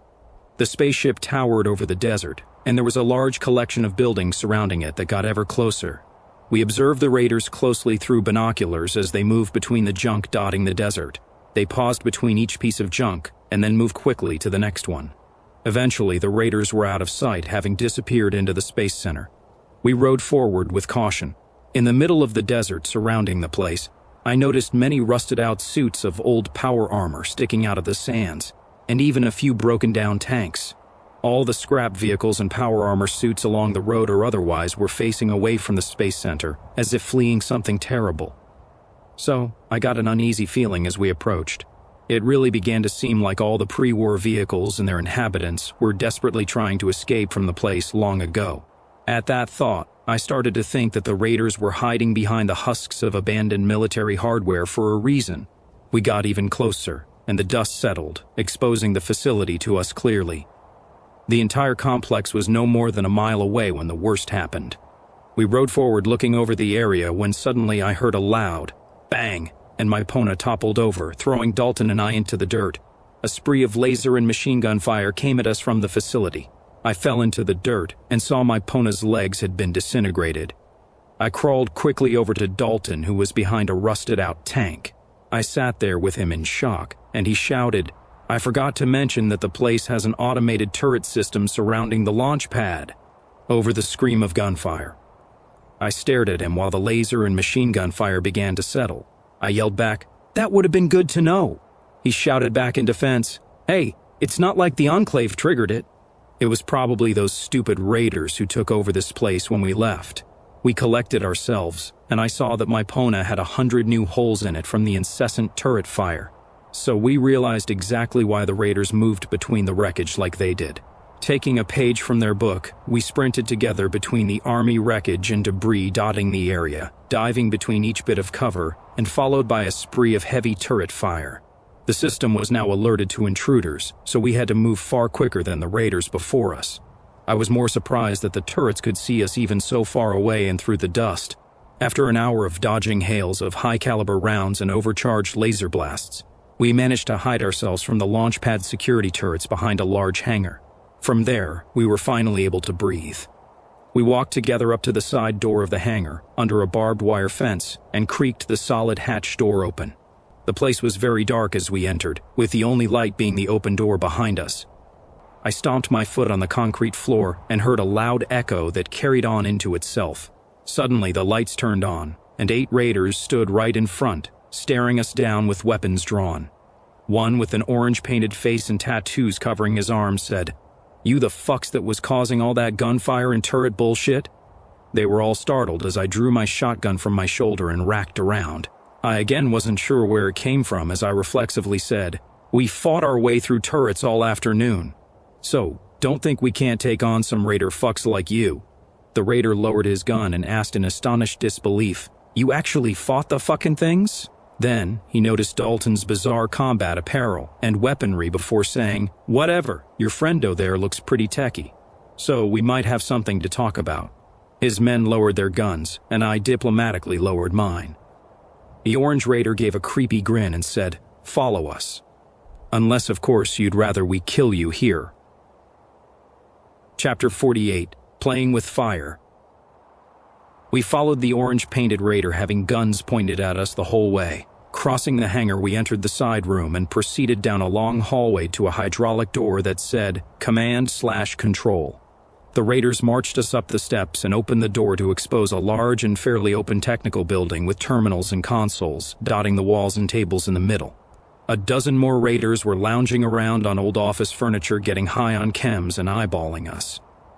The few windows of this building were covered with plywood, but the lights on the walls and bleeping consoles illuminated the smoke-hazed room. Going up the stairs to the next level, we found ourselves in another station control area. However, on this level, all the terminals were broken and stacked against the windows. On the far end of the floor, more debris and consoles cluttered the area around a big office chair with a man sitting in it. Next to him was a giant 9-foot-tall green super mutant, aiming a Gatling laser at us as we approached. The raider in the chair wore a tank top and cargo pants with patchwork metal pieces armoring his legs. He sat proudly atop his raider throne in a similar raider fashion like a king above his peasants. The boss raider had a chain necklace with a giant metal hook hanging down to his lap and a tattoo of a fishing hook that took up the right side of his face. The orange raider led us to his apparent boss and said, "I got the fucks causing all that racket, Kyle." Kyle said to the orange raider, "How many fucking times have I told you to call me the Hook? My fucking name ain't fucking Kyle no more, you dim fuck."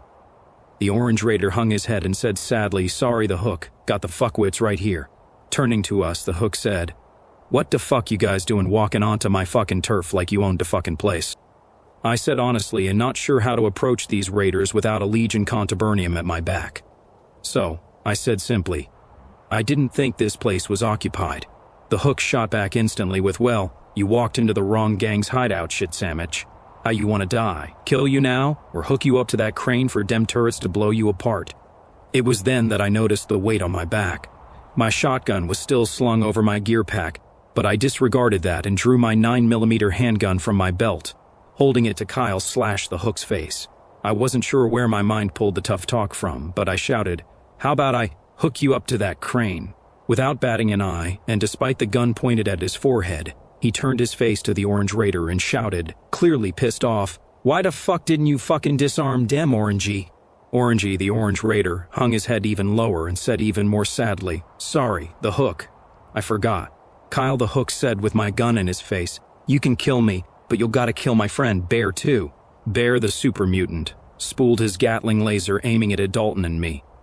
Before pulling the trigger, the giant mutant released his grip from it and said in clearly enunciated English, "Hey boss, his friend here has that E symbol on his armor." Kyle the Hook sat there confused before the giant mutant humanoid added, "Like the one in the power station? Remember?" By this time, over a dozen raiders surrounded us with weapons drawn. Kyle the Hook sat there looking dumb for a solid and legitimate 2 minutes before shouting, "Oh yeah, would you look at that? Change of plans. You fellas want to help us out?" Confused, Dalton and I both asked together, "What do you want?" Kyle the Hook looked at Bear, and then back at us before saying, "Yeah, we got this problem. Help us out and my buddy Bear won't eat your limbs. Sound like a good deal?" Still with my gun in his face, I said, "Go on." He motioned for Bear to explain, and the giant mutant said, "You two clearly experienced the turrets on the way in, hence the gunfire. We need help shutting them off." Still confused, I asked while pressing the barrel into Kyle's head, "How do we do that?" Bear said, "We have a tech in our group that managed to get the facility's power up and running a month ago. The problem is that it's only running at 35%, which we thought would deactivate the turret's defenses. However, this installation had restricted access to the countermeasures that we believe could be overridden from the main reactors within a nearly inaccessible section of the base."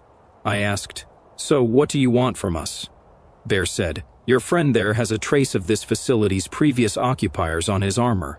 I am assuming that is not coincidental."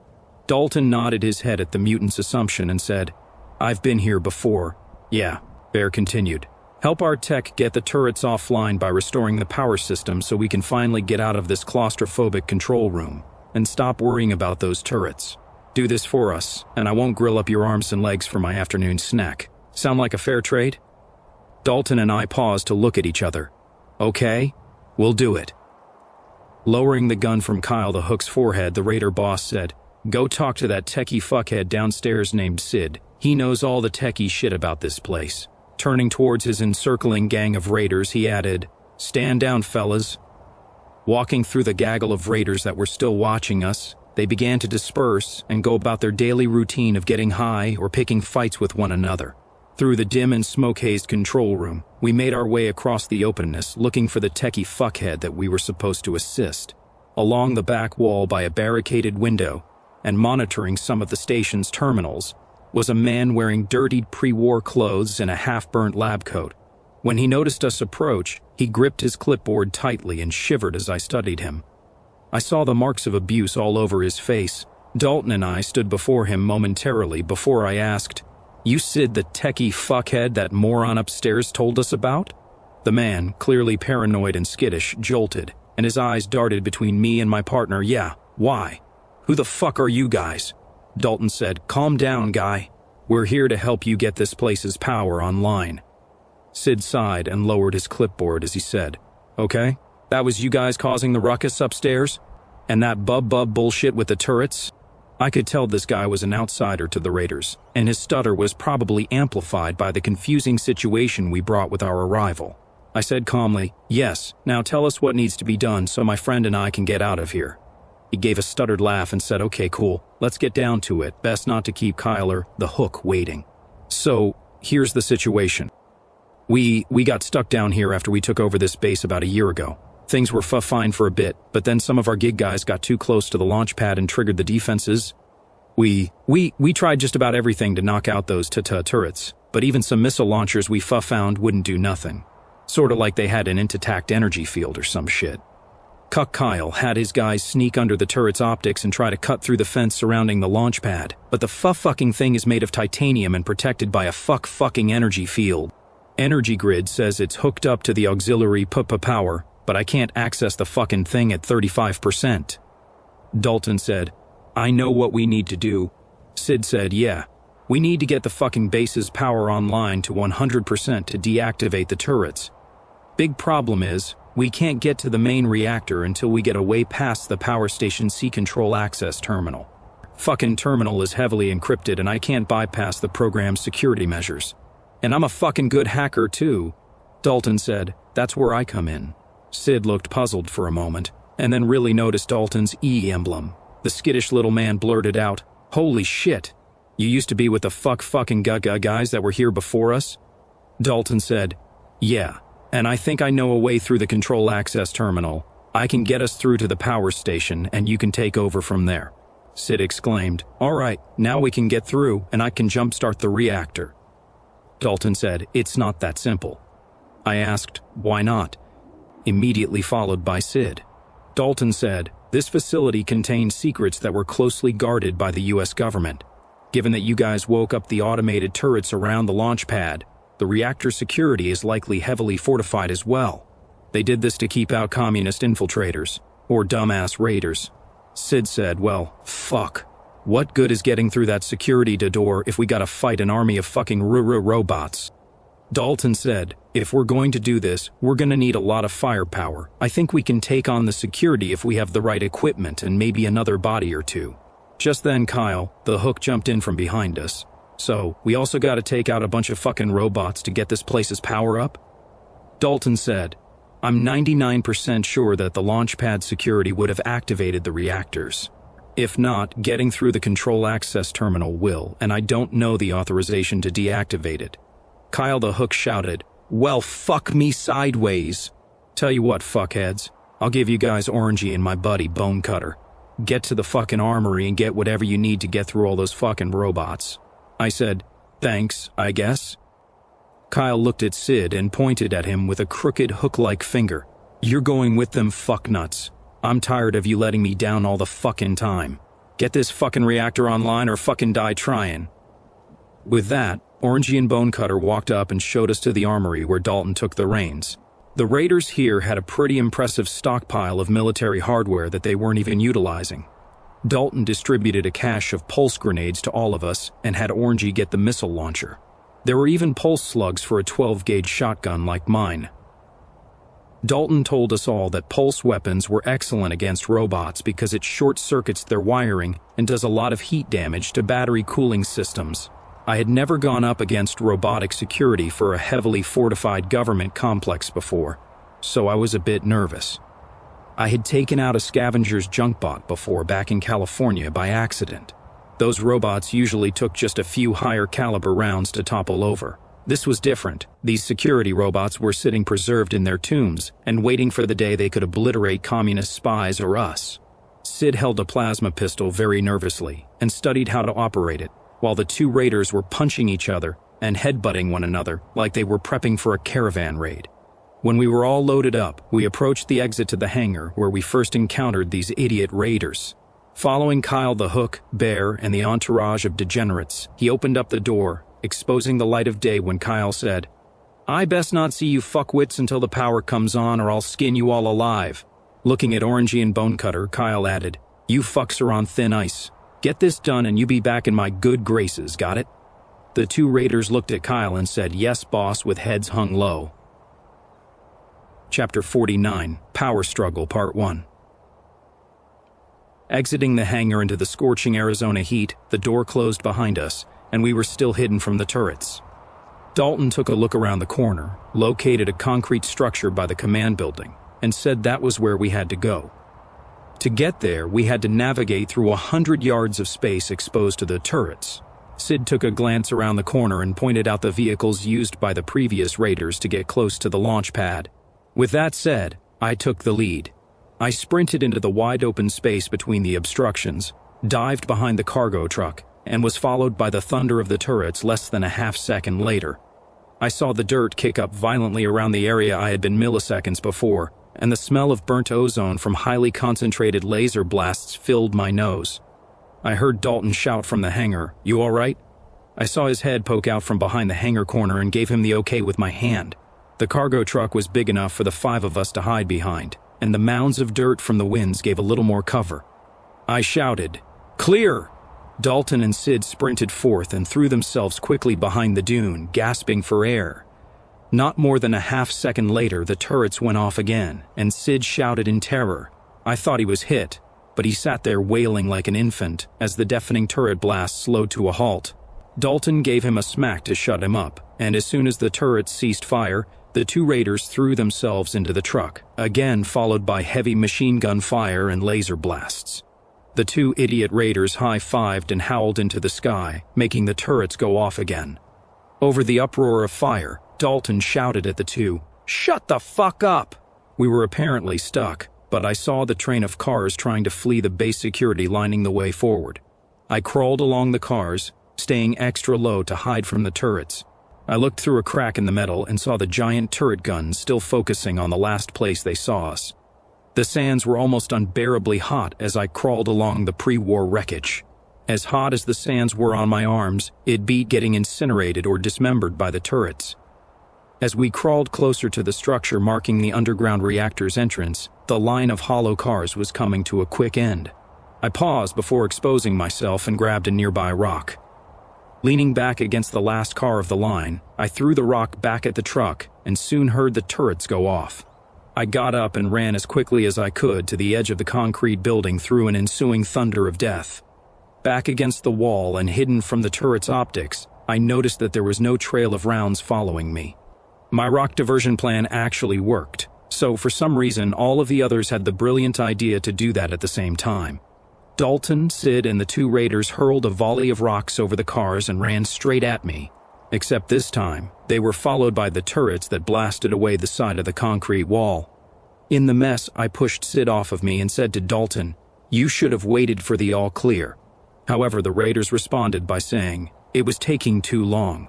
With that, we were concealed from the turrets, but the building's entrance was exposed to them. So, thinking quickly, we stood many paces back and had Orangey use the missile launcher to blow open a hole in the wall. The turrets went off randomly on the opposite end of the structure, not knowing where the explosion came from. The missile created a hole through the thick concrete wall only big enough to crouch through, and we entered the dark facility. The place was fairly illuminated, thanks to Sid's work on the alternate power system, but the cloud from the explosion shrouded the lights in a gray haze. We had a mission to complete, so we followed the signage indicating the power station control and primary reactor. We entered a long hallway with a dimly lit steel blast door at the end. Getting closer, we saw a wall-mounted computer terminal next to the door, and above it was an E symbol surrounded by 13 stars. We all gathered around the door and terminal for a collective breath. After a minute, Dalton approached the terminal, and I closely watched as he input the code. I remember wondering how he could remember the station's access code after being away from Bloomfield Space Center for over a year. Dalton filed through the terminal screen and landed on a screen to unlock the door.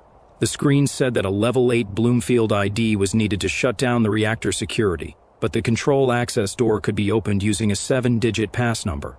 Dalton didn't have a Level 8 Bloomfield ID, so he just entered the number. I watched as he typed in the 7 numbers on the screen and saw his fingers press. 1, 2, 3, 4, 5, 6, 7. Enter. The screen turned to a correct entry message. The metal thunk noise said the door was unlocked, and the terminal screen reverted to a red message saying, "Warning, reactor security still online." I was more astounded by the simplicity of the password than anything, as Dalton turned to us and asked, "Shall we?" I immediately said, "What the fuck?" Dalton raised an eyebrow before I elaborated. The control door access code to a super-secret military facility/space center. Primary nuclear reactor that is supposedly holding back swarms of killer robots is 12345667. Dalton let out a laugh. "Yeah, haha. I guess the government thought that it was so obvious of a code that nobody would try it." Sid shouted in frustration. "I could have tried a passcode as stupid as that." Dalton countered by giving a sly smirk and a point of the finger. "But you didn't though, ha ha. I left this place about a year and a half ago, and it's still in the same condition we left it. Nearly 200 years after the bombs fell, probably hundreds of scavengers, and one retarded gang of raiders later, nobody's been able to crack the code, ha ha. I remember going through the Enclave's databanks a while back, and there's one set of launch codes for about 30 East Coast nuclear silos you all might get a kick out of. Go on, guess the fatal number." Thinking about it for a second, I said, 1, 2, 3, 4, 5, 6, 7. I don't know, what is it? Holding back laughter, the young ex-Enclave soldier blurted, "Nope. If you're ever in a nuclear silo on the East Coast, enter 0000000000 into the computers, and you can nuke whoever you want. Ha ha." Dalton settled down from his joke. I didn't have plans to nuke anyone. Sid just wanted to get all this over with, and the raiders were probably too dumb to know what a nuke even was. So, Dalton smacked the faded red open button on the wall, and the thing creaked open. As the door slid away through an opening in the frame, the lights down the hallway forward lit up. Stepping into the tunnel, a red light turned on, and an automated voice said, "Intruders detected," on a continuing loop. Retreating behind the doorway, I peered out to hear the sound of tracks and low, menacingly robotic voices. Dalton said sternly, "Sentry bots, get that missile launcher over here." Orangey slung the heavy weapon off his back, peered around the corner, yelled, "Die, robo-fucks," and fired a missile down the hallway that caused a deafening explosion and sent debris straight back at us. As the distant sentry bot erupted into flames, it let loose a spree of minigun fire that hit Orangey, who was marveling at the destruction he caused. The bullets made Orangey collapse to the ground instantly. Seconds later, and before we could drag Orangey out of the doorway, the distant robot exploded, sending shrapnel straight through his body. Orangey lay there as a shredded and mangled mess, and his last gasping words were, "Tell Kyle. He's the man." His sacrifice was good enough for me, but I didn't plan on fulfilling his last request. Looking past the sparking skeleton of the robot, we heard another approaching. Dalton picked up the missile launcher and loaded another round into it. We advanced as a group and reached a T in the hallway where we took shelter. Dalton saw the red light of another sentry bot's optics sensor and launched the missile straight at it as the thing plowed through the still sparking skeleton of its counterpart. Dalton threw himself behind the wall to brace the explosion as more high-velocity shrapnel cut through the already unrecognizable corpse of Orangey in the doorway. As the other robot erupted into a fireball, another whipped around the corner we hid behind, staring right at us with its blinding red light. Panicking instantly, we all fired our guns at it while Dalton tried to reload the missile launcher as fast as he could. Sid blindly fired his plasma pistol at the death machine, and I concentrated 3 pulse slugs on its chassis before we stumbled back the way we came. Just as Sid and I cleared the corner, the robot let out a spray of gunfire that pelted Bone Cutter. Defying his punctured lungs, the raider yelled, "Fall back! Pussies!" Making a break for the doorway and over the corpse of Orangey, I caught a glimpse of Bone Cutter exploding into a blue electrostatic pulse wave. Following that was the thermal explosion of the robot that sent good old Bone Cutter's blood and limbs all over the walls. We stood there in quiet shock as the intruder alarm fell silent and the flashing emergency lights continued flickering. Dalton said, "There's more security," and led the way forward past the still sparking husks of military robots and mangled remains of fallen raiders. As we passed the stain and small red chunks left of Bone Cutter, we were even more cautious. In those moments, I couldn't help but admire his sacrifice. I never thought raiders were ones to sacrifice themselves for anyone, but that pulse wave in order to fall back showed that the man detonated one of his own pulse grenades to save us. Orangey, on the other hand, was just too dumb to not be around anymore. Anyhow, rounding several corners in the maze of hallways, we were obstructed by IR laser tripwires that Dalton knew how to disarm. Thanks to his more technical training with the Enclave, we avoided triggering the wall-mounted turrets. Finally, we reached a very long hallway that marked the final stretch, and at the far end was an illuminated sign in front of the hydraulic door that said, BSC Primary Reactor Control. Sid shouted, "There it is, guys!" and took a step forward, activating an IR tripwire that opened up several wall panels down the hallway. I grabbed the man by the collar, yanked him back behind the wall, and caught a glimpse of the panels opening up to reveal 2 turrets above the doorway. To make things worse, 8 Protectrons stepped out of hidden chambers along the hall, mechanically marching towards us. Protectrons were really slow, so I wasn't too concerned, but those turrets spun up quickly and showered the exposed wall next to us with bullets that ricocheted everywhere. Luckily, they seemed like low-caliber rounds because I was clipped a few times, which just caused minor scrapes. Still not wanting to embrace their full force, I thought quickly about what to do, and the Protectrons were getting closer. Pulling the pin on a pulse grenade, I lobbed it down the hallway and heard the electrostatic wave knock out most of the Protectrons. Still seeing Protectron lasers, I threw another, and all that was heard was the rattle of continuous gunfire from the turrets mounted above the door. Dalton approached the corner with his last missile, embracing the flurry of ricochet hornet stings, and sent it straight down the hallway to the door. The facility fell silent. Even the emergency lights shut off, and the only illumination in the whole place was the sparking robotic skeletons and dying flames from the missile explosion. Stepping past the Protectron wreckage, we went through the doorway that was blown off its track by the missile. We entered the control room and stepped into a large chamber with rows of consoles and terminals overlooking a thick glass wall that housed the main reactor. The nuclear reactor was emitting radiation according to the flashing sign above the reactor entranceway. So, Sid the tech man changed over to a nearby radiation suit, while Dalton and I took a collective breath. An hour and a half went by, and Dalton and I were lounging idly in the comfy pre-war office chairs when we heard Sid say through a speaker on the desk next to me, "Can you hear me?" I pressed the button next to the speaker console and said, "Hear you loud and clear, what's up?" He waved at us through the glass in the heavy lead suit as he continued, "On the terminal next to you, select reactor programming, then USAFDSX-USCSAXBSP. Plutonium core actualization, and when gamma shielding sensor link shows up, press initialize." Following his instructions, I said jokingly, "I can't find reactor programming, just reactor programming." Dalton smirked, and Sid said, "Real funny, asshole." I laughed to myself and finished the instructions. The reactor kicked on, causing a loud whirring noise that echoed across the whole complex, and the lights got brighter as more of the complex's systems turned on. Sid came out of the reactor room and said, "Good job, guys," as he took off the radiation suit. He walked over to a console in the center and said while navigating the screen, "Launchpad turret defenses are now offline." Chapter 50, Power Struggle, Part 2. We did it. So, we spent the next few minutes congratulating each other and noticed the exit sign over the door across the room. Using the door, we exited into another long hallway with a dimly lit ladder at the end. Emerging from the ladder, we pushed the cover up and found ourselves in the exhaust channel directly under the giant spacecraft. Walking out from under the gigantic concrete archways, we saw the towering figure in all its glory. The turrets on all the corners of the giant titanium fence were all pointed downward and completely immobile. The street lamps and buildings across the complex were all illuminated as it was now midnight. Peering beyond the previously electrified titanium gate and back towards the barricaded Raider headquarters was Kyle the Hook with his Raiders. His Raiders walked forward, opened the gate, and confronted us by the launch platform. Kyle the Hook's gang stood in mass behind him as he said, "Looks like Orangey and Bonecutter didn't make it." Oh well, they were fuckwits anyway.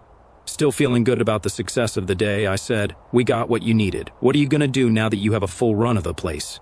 Kyle looked around the area and up at the towering space vehicle and said, "Thanks, Sid, and thank you, strangers, but you fuckheads are gonna die now." Without any hesitation, me, Dalton, and even Sid drew our weapons as I shouted, "What?" "That wasn't the deal, Kyle. By the way, you don't want to get on my bad side. I am an agent of Caesar's Legion, and he punishes those who wrong him or his people." Kyle exclaimed mockingly, Oh God, I didn't know. Please forgive me. Do you really think I give a fuck about that? I eat dumb shit Caesars for breakfast. I shouted, that doesn't even make sense. He responded angrily with, yeah, well, fuck you, fucknuts. I don't even know what a Caesar is, but I could definitely eat one if I wanted to. You fucking fuck stump? I was so confused. This raider was even dumber than any of the others I'd ever encountered. This guy was probably stupider than El Tiro de Muerte, who let himself get shot in the head by me. I shouted in the spur of the moment, you think you can take me on, fucknuts? Let's go. 1-on-1, you and me. He lowered his weapon for a second and then confidently said, okay, fuckstick, no guns, to the death. You win, you become head of this crew. I win, I get to kill you any way I want. There was a long pause. I looked around. Everyone was puzzled, even his own men. Bear, the surprisingly articulate super mutant, looked especially confused. Kyle the Hook said this fight was to the death, but if he wins, he gets to kill me any way he wants? I simply agreed and said, okay, I guess. With that confusing agreement, I took off my shotgun, unholstered my handgun, and gave it to Dalton while the raiders encircled us.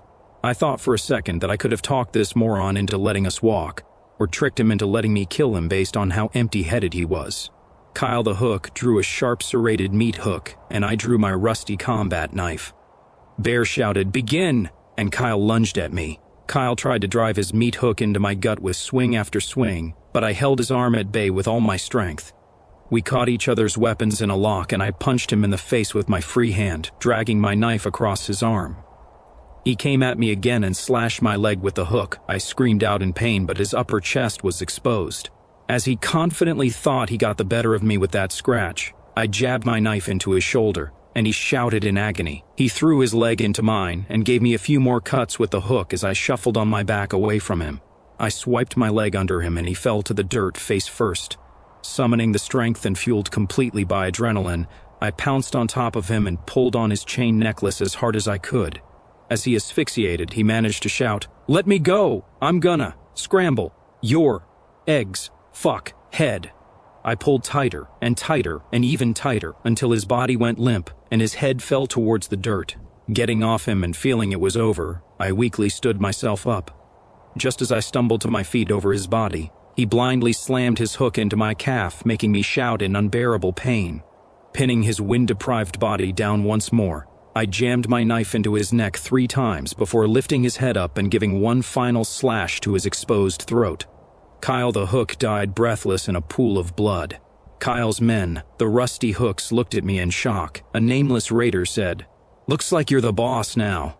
Dalton stood me up and helped me aside while Sid watched in disbelief next to Bear. Bear the mutant said, what would you have us do, boss? I thought about it in the cool night air while looking at Kyle the moron's lifeless body. Still winded from the fight, I said, I don't know, Bear. I'm gonna have to go. Just do whatever Sid says while I'm away. I got nothing. Sid told the raiders to go back to their fortified control room, and Dalton sat there treating my wounds as I reclined against the titanium fence under a colossal turret.